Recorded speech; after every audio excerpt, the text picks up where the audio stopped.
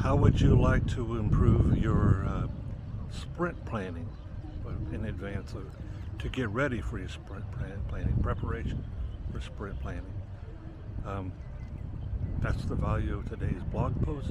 Hello, my name is Tim McDermott. I'm a senior IT project manager living in the beautiful city of Tampa Bay, which is right next door to St. Petersburg, or St. Pete, Florida.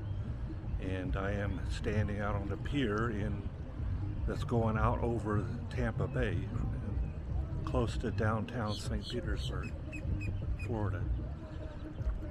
Sprint, well, some things that you need to do to get your product backlog ready for its first sprint planning meeting.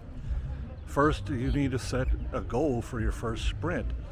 Goals are great because they help align the team, explain to get the team their heads wrapped around what's going to go into this particular sprint, and it's a good way of communicating with the stakeholders what is going to be achieved in the sprint, because it's written in simple terms that they can understand, so it communicates with the stakeholders what's going to happen. And it limits the scope of the sprint. It limits it to just what's in the stated goal for that sprint.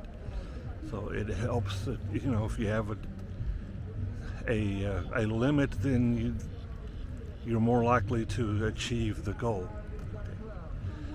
Now, some other things that you need to have in your product backlog is it needs to have items that are towards the top of the backlog that are just enough to go into the sprint.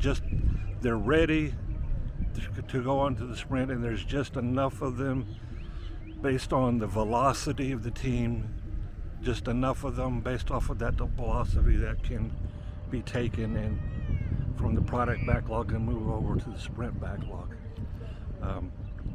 And they need to have so another thing you need to do is you need to decompose those items to make sure they're sized just right, sized enough to be items that they can be, and the particular story should be something that could be done in this one sprint, not greater than that. So they need to be decomposed to that level.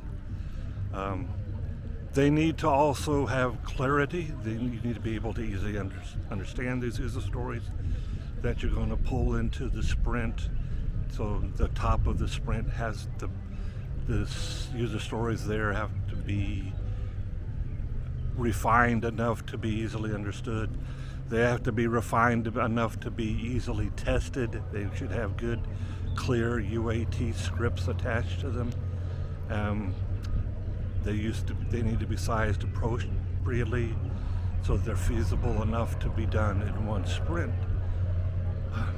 So those are some ways of preparing the product backlog for the first sprint planning meeting. Now, there's a plane passing over here, and I wish I was on it because it's hot out here. I wish I lived in those fancy homes back behind me. Thank you all very much. I hope you liked this video. If you liked it, click on like. If you have any questions, put them in the comment, or you can share the video. Thank you.